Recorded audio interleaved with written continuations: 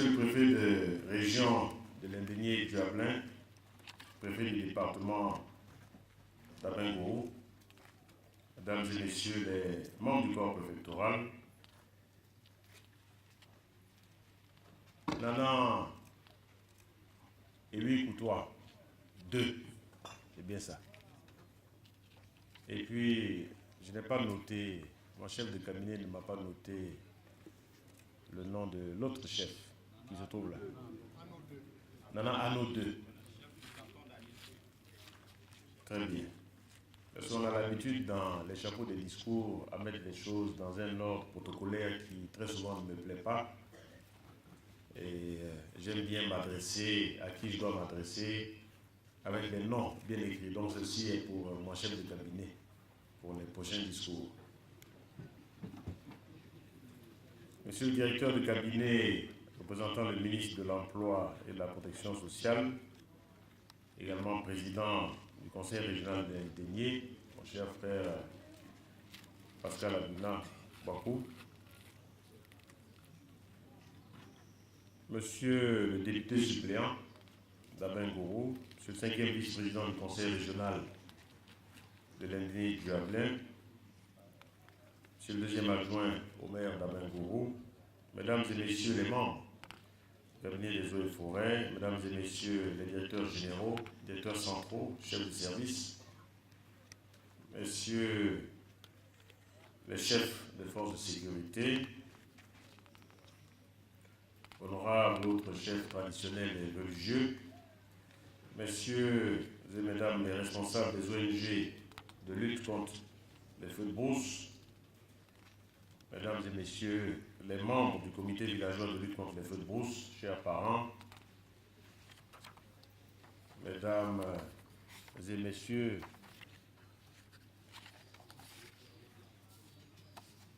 de l'industrie forestière et exploitants forestiers de la région, c'est avec beaucoup de joie que je me retrouve dans cette belle et paisible localité de Yakassé-Feyasé, à l'occasion donc de la 3e, de la cérémonie du lancement de la 23e édition de la caravane de sensibilisation contre les feux de brousse. Je remercie avant tout mon collègue et frère le ministre Abina pour l'honneur qu'il me fait, même s'il est absent, d'avoir été représenté ici ce jour, doublement représenté en qualité de ministre et en qualité de président de région. Je remercie monsieur le préfet de région qui est avec nous depuis donc notre arrivée à Abengourou. Je n'oublie pas bien sûr ses collaborateurs qui sont en permanence sur le terrain dans le cadre de cette sensibilisation dont nous avons besoin, sensibilisation des parents contre le phénomène des feux de brousse. J'exprime également ma gratitude aux différentes autorités politiques et administratives de la région. Je n'oublie pas les charmantes épouses de nos collaborateurs qui ont offert un dîner copieux à toutes les délégations venues des différentes régions du pays pour la fête de ce jour. Merci Madame Koné et vos consoeurs. Permettez qu'en ce début d'année, j'adresse à chacune et à chacun de vous mes vœux les meilleurs de santé, de joie et de prospérité. Je souhaite pour notre pays et pour chaque habitant la paix, facteur d'union et de développement. Et Dieu seul sait qu'en ce moment, avec tout ce qu'on entend, nous avons besoin de paix et d'union fraternelle, même dans la diversité, pour notre pays. C'est avec beaucoup de joie que, chers parents de Yakassé-Feyasé, je ne suis pas surpris par votre forte mobilisation ce jour, au regard de l'engagement et la détermination de nos frères de l'ONG Ebo Haïti, qui ne cessent d'attirer notre attention sur les méfaits des feux de brousse. C'est le lieu pour moi de féliciter publiquement et solennellement M. Boafo Kakoutié, président de l'ONG Ebo Haïti, qui, avec son équipe, s'est engagé depuis plus de 20 ans dans la lutte contre le fléau des feux de brousse et pour la reconstitution de la forêt dans sa localité. Son exemple doit continuer de faire tache d'huile, non seulement ici, mais à travers toute la Côte d'Ivoire. Mesdames et messieurs, comme je l'ai déjà indiqué, la cérémonie qui nous rassemble ce matin marque donc le début de l'ouverture officielle de la campagne nationale de lutte contre les feux de brousse sur l'ensemble du territoire national.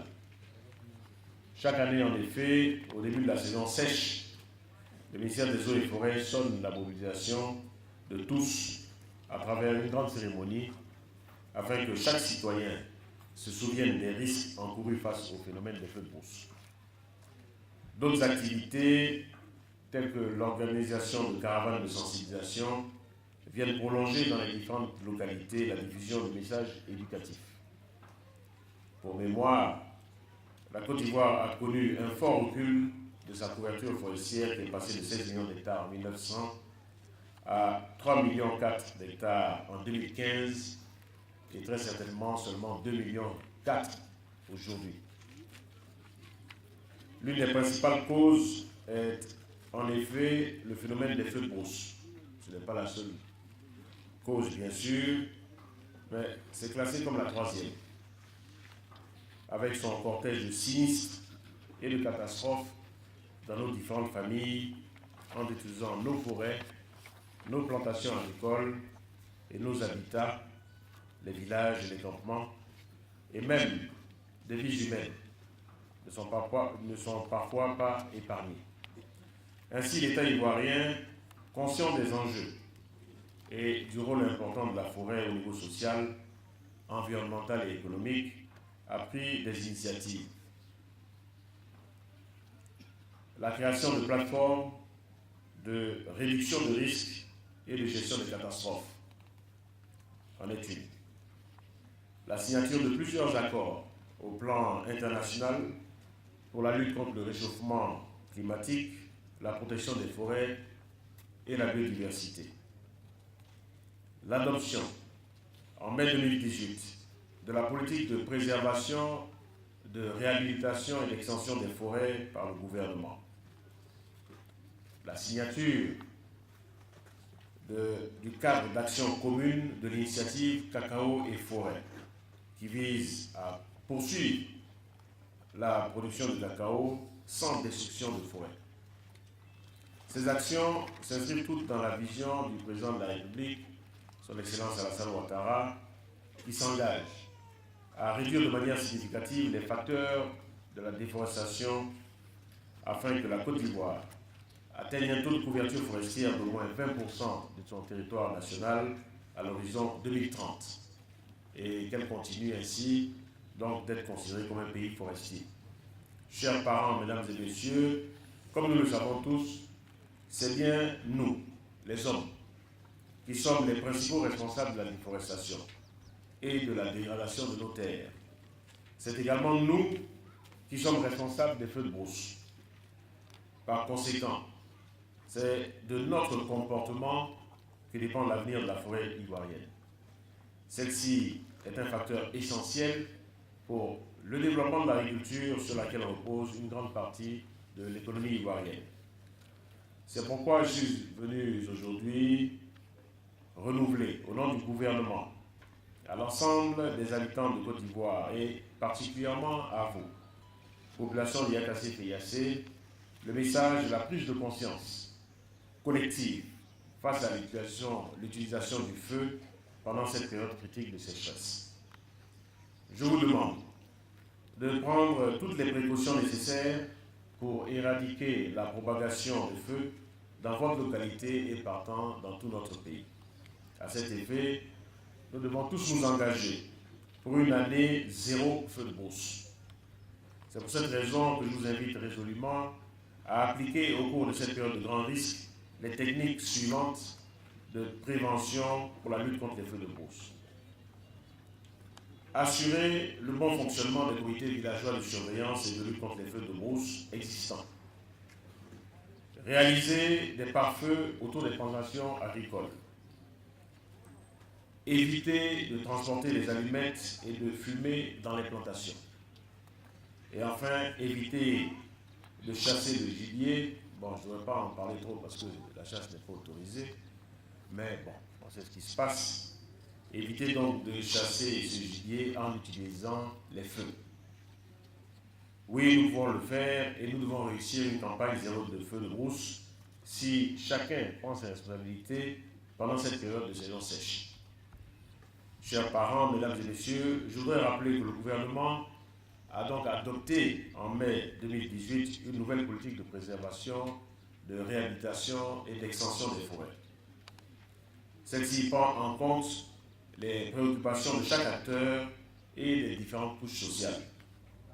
Dans la mise en œuvre de cette politique, le ministère des Eaux et Forêts prévoit de mettre un accent particulier sur la composante de la sécurisation des peuplements forestiers contre les feux de brousse.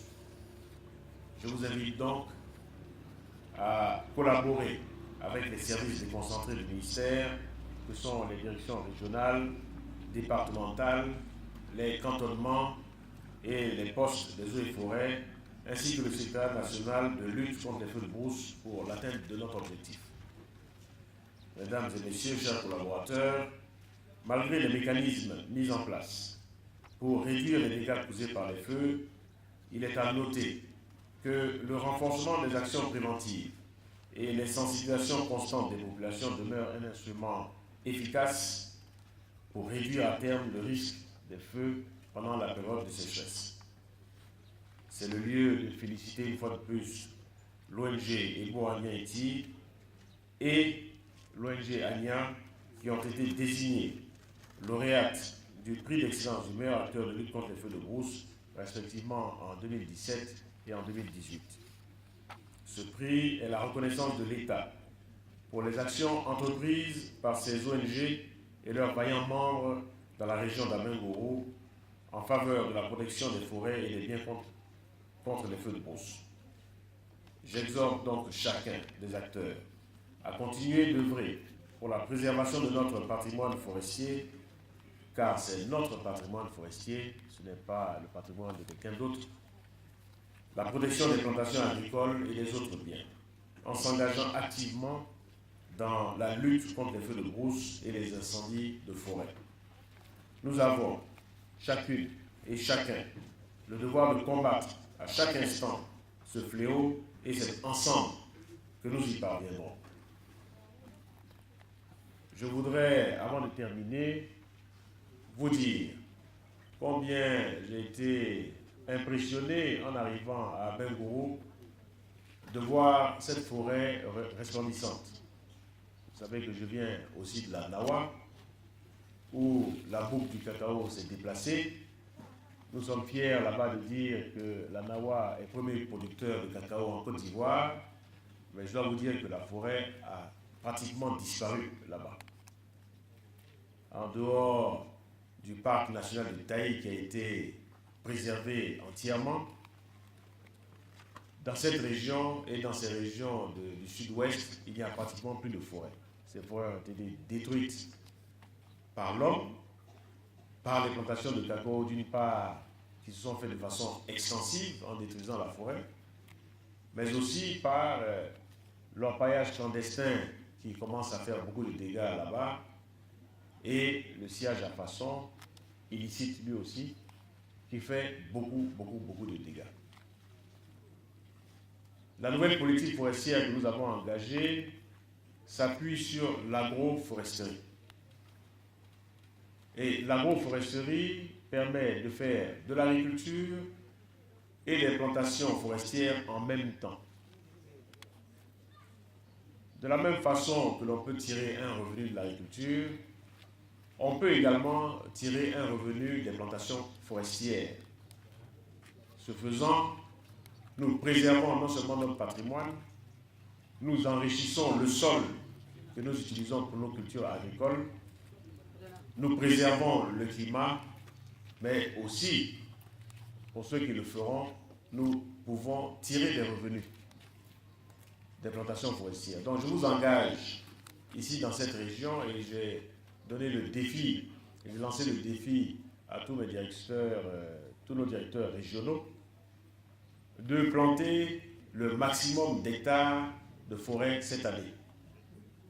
La limite minimum a été fixée, je crois, à 500 hectares. C'est bien ça? C'est vraiment le minimum, hein? 500 hectares de forêt à replanter cette année. Et il y aura un concours donc pour toutes ces directions régionales avec un prix de 10 millions de francs CFA à la clé du meilleur reboiseur de la région qui sera la meilleure. Donc, je voudrais engager également les autorités administratives, les autorités politiques, les rois et chefs traditionnels, les chefs de village à s'engager dans cette bataille parce que chacun de nous est responsable de la déforestation et chacun de nous sera responsable de la reforestation de notre pays. Je voudrais donc engager la région de l'Indigné-Duablin. Après avoir été primé pour la lutte contre les feux de brousse, à être primé également pour la reforestation. Trouver des espaces sur lesquels nous ferons nos nouvelles forêts, protéger cette forêt pendant la saison sèche en luttant contre les feux de brousse. Soyons des citoyens responsables en favorisant la replantation de notre forêt et de par là même nous créerons des emplois pour nos jeunes gens et nos jeunes filles que j'engagerai bientôt dans la production des plants forestiers. Parce que c'est bien de dire qu'il faut replanter, il faut reverdir nos forêts, mais pour cela il nous faut des plants. Nous avons un déficit de ressources, c'est-à-dire de plants forestiers à planter. Les jeunes pourront s'engager dans la production de plants, des plants qui seront certifiés par le ministère des Eaux et Forêts et qui serviront donc à ceux qui vont s'engager dans la replantation. J'engage aussi les exploitants forestiers à faire en sorte qu'après la destruction d'un arbre, on puisse en replanter 10. 1 pour 10. Un arbre coupé dans votre jardin, vous devez en replanter 10. C'est de cette façon et de cette façon seulement que nous pourrons réussir le pari que nous avons pris de faire en sorte que notre pays demeure un pays forestier. Nous avons 11% aujourd'hui de couverture forestière, nous devons arriver à 20% de couverture forestière. Nous avons environ 3 millions, 4 millions, je crois, d'hectares à replanter. C'est beaucoup. Mais ça ne dépend que de nous. Personne ne viendra nous aider si nous-mêmes ne mettons pas la main à la pâte, ne mettons pas la main à la poche et nous engageons nous-mêmes dans la reforestation de notre pays. Personne ne viendra nous aider si nous ne le faisons pas nous-mêmes. Nous en avons les moyens. Nous en avons les moyens. N'attendons pas les moyens venant de l'extérieur. Notre meilleur moyen, c'est notre volonté. C'est notre volonté. Et notre persévérance dans ce que nous ferons. L'Indigné-Duablin, de même que c'était ici l'ancienne boucle du cacao, le cacao a détruit la forêt. L'Indigné-Duablin doit être la première région où la reforestation se fait. Je compte sur vous. Vive les populations de Yakassé et Yassé. Vive notre pays, la Côte d'Ivoire, verte et prospère. Je vous remercie.